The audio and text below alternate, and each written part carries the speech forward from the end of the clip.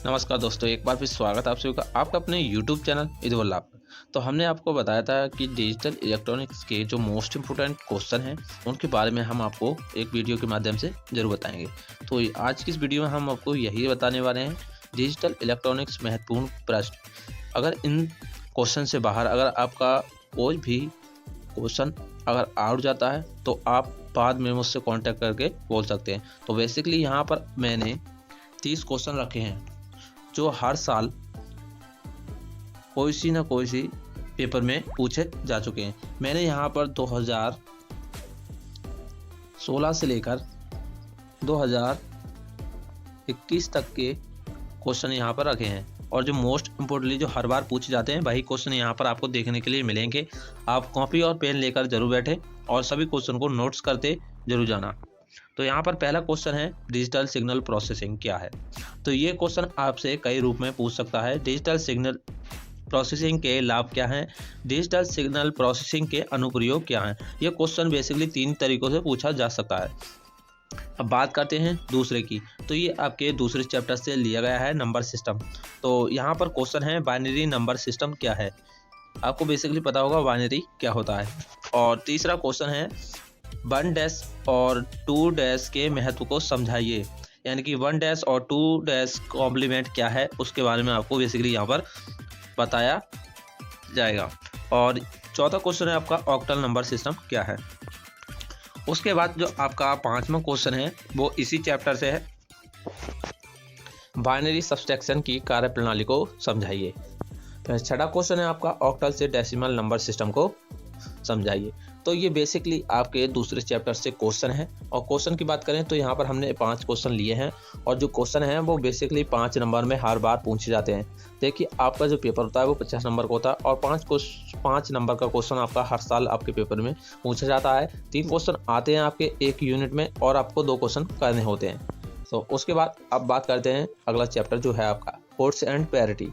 तो इसमें आपका पहला क्वेश्चन बन जाता है, एनकोडिंग से आप क्या समझते हैं। उसके बाद जो आपका अगला क्वेश्चन है, क्वेश्चन नंबर 8।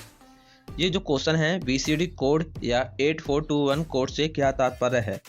अथवा करके पूछ सकता है, 8421 कोड से आप क्या समझते हैं। इस कोड का प्रयोग किस प्रयोजन में किया जाता है। 2015 में पूछ चुका है इस तरह से।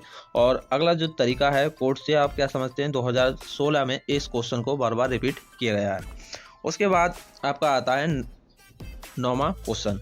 इसमें है, एक्सेस 3 कोड को संक्षेप में समझाइए।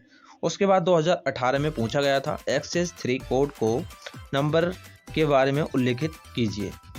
इस तरीके से आपका ये क्वेश्चन नंबर 9 हर बार रिपीट होता है। उसके बाद आपका अगला क्वेश्चन आ जाता है 10। तो पैरिटी से आप क्या समझते हैं। तो यहाँ पर बेसिकली आपको बताना है पैरिटी क्या चीज़ है। और ये जो क्वेश्चन है आपका, ये 2018 में पूछा जा चुका है और कई बार 2016-17 में भी पूछा जा चुका है। पैरिटी से आप क्या समझते हैं, पैरिटी की व्याख्या कीजिए और इनका कहाँ प्रयोग होता है। उसके बाद आ जाता है आपका अगला जो चैप्टर है आपका, लॉजिक गेट को परिभाषित कीजिए। तो लॉजिक गेट को परिभाषित कीजिए जो आपका अगला चैप्टर है, लॉजिक गेट्स और फैमिलीज, जो आपका चैप्टर नंबर 4 है। तो ये जो क्वेश्चन है आपसे कई तरीके से पूछ सकता है और 2019 में भी पूछा गया था। लॉजिक द्वार यानी कि लॉजिक गेट्स क्या हैं और एक्सक्लूसिव और गेट का लॉजिक चिन्ह, एक्सप्रेशन और सत्यपालिका को उल्लेख कीजिए। उसके बाद आपका क्वेश्चन नंबर 12 है, और गेट, नॉट गेट और नॉर गेट, एंड गेट को समझना जरूरी है। ये 4-5 गेट हैं जो आपको बेसिकली पूरी पक्की तरह से याद करके पेपर में जाना है। 10 नंबर के करीब आपके गेट से संबंधित क्वेश्चन आ सकते हैं। उसके बाद इसी चैप्टर में आपका SSI, MCI, LCI और VLSI को संक्षेप में समझाइए। ये आपका इसी चैप्टर का क्वेश्चन है जो कई तरीकों से पूछा जा चुका है। तो 2018 में ये क्वेश्चन पूछा जा चुका है और LSI, MSI और VLSI तथा SSI में अंतर बताइए, 2013 में पूछा जा चुका है। और LSI एवं VLSI में विभेद कीजिए, 2014 में पूछा जा चुका है। फिर एक बार 2015 में आया था, SSI, MCI, LCI एवं VLSI में विभेद कीजिए। उसके बाद क्वेश्चन नंबर आपका 14 है, फैन इन और फैन आउट से आप क्या समझते हैं। तो ये जो क्वेश्चन है आपका 2012, 13, 14 और 2 बार 16 में आया था और 2018 में क्वेश्चन पूछा जा चुका है। तो बेसिकली यहाँ पर मोस्ट इंपोर्टेंट क्वेश्चन ही रखे गए हैं। उसके बाद क्वेश्चन नंबर आपका 15 है, यूनिवर्सल गेट को समझाइए। तो यूनिवर्सल गेट जो है आपका वो हर बार परीक्षा में आता है और यह जो क्वेश्चन है सभी 5 नंबर में आपके देखने के लिए मिल जाएंगे। अब बात करते हैं यूनिवर्सल गेट जो आपका आया है वो कौन कौन सी साल में आया है। तो ये 2019 में आपको पूछा जा चुका है और 2014 और 15 में भी पूछा जा चुका है। उसके बाद आपका अगला चैप्टर आ जाता है बूलियन अलजेब्रा। तो बूलियन बीजगणित से आप क्या समझते हैं वो आपको यहाँ पर बताना है और ये जो क्वेश्चन है 17, 18, 19 में पूछा जा चुका है। उसके बाद आ जाता है सबसे ज़्यादा मोस्ट इंपोर्टेंट क्वेश्चन जो हर बार पूछा जा चुका है। तो ये जो क्वेश्चन मैं आपको बता रहा हूँ वो हर साल किसी न किसी पेपर में पूछे जा चुके हैं और इन पेपरों से बाहर आपका कोई भी क्वेश्चन नहीं जाएगा। उसके बाद है आपका डी मॉर्गन्स थ्योरम को सिद्ध कीजिए। तो डी मॉर्गन्स थ्योरम 2019 और 2013, 14, 15 में पूछी जा चुकी है। उसके बाद आपका क्वेश्चन नंबर 18 है, कार्नोव मैप से आप क्या समझते हैं। तो जो कार्नोव मैप आपका जो क्वेश्चन है वो 2016, 17 और 2013 में पूछा जा चुका है। उसके बाद इसी में से आपका एक क्वेश्चन भी आ जाता है, कार्नोव मैप विधि को 2 वेरिएबल एवं 3 वेरिएबल के संबंध में समझाइए। तो ये जो क्वेश्चन है 2017-18 में पूछा जा चुका है। उसके बाद क्वेश्चन नंबर 20 है, पूर्ण योजक यानी कि फुल एडर तथा हाफ एडर परिपथों को समझाइए।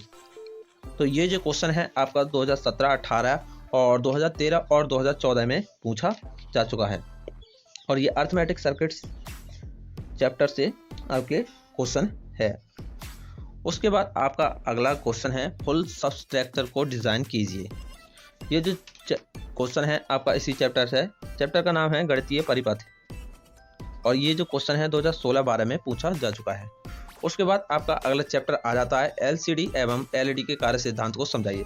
तो ये जो क्वेश्चन है 2 तरीके से आता है, एलसीडी का कार्य सिद्धांत आपसे पूछेगा या फिर एलईडी के कार्य सिद्धांत को समझाइए। तो ये 2 in 1 क्वेश्चन है, आपको दोनों की कार्य प्रणाली आपको याद करनी है और बेसिकली यह क्वेश्चन बार बार रिपीट भी होता है। उसके बाद क्वेश्चन नंबर है आपका 23, डिकोडर की व्याख्या कीजिए। तो देखिए डिकोडर की व्याख्या कीजिए। एनकोडिंग और डिकोडर दोनों मिलते जुलते शब्द हैं और डिकोडर जो है वो आपका 2017, 18 और 2019 में भी पूछा जा चुका है। उसके बाद आपका अगला क्वेश्चन आ जाता है 24, मल्टीप्लेक्सर को संक्षेप में समझाइए। तो बेसिकली मोस्ट इम्पोर्टेंट क्वेश्चन है और जो आपको 2017 और 2013 और 2018 में पूछा जा चुका है। उसके बाद क्वेश्चन नंबर आपका 25, फ्लिप फ्लॉप को परिभाषित कीजिए। सबसे ज़्यादा मोस्ट इंपोर्टेंट क्वेश्चन जो हर बार रिपीट होता है।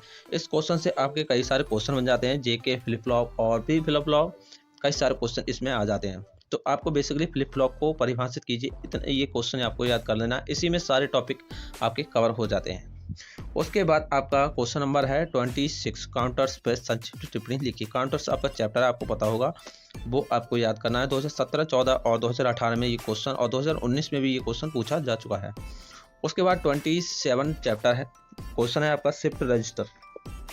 तो शिफ्ट रजिस्टर जो क्वेश्चन है आपका 2019 में पूछा जा चुका है और शिफ्ट रजिस्टर क्या है इसके प्रकार को समझाइए। बेसिकली आपको पूरा याद करना है। और उसके बाद आपका क्वेश्चन नंबर आ जाता है 28 यानी कि 28वां क्वेश्चन। तो एडी तथा डीए परिवर्तक क्या है, कन्वर्टर्स के बारे में आपको यहाँ पर बताना है और 2019, 17 और 2013 और 14 में पूछा जा चुका है। उसके बाद आपका क्वेश्चन आ जाता है 29, मेमोरी से क्या तात्पर्य है, मेमोरी को वर्गीकृत कीजिए।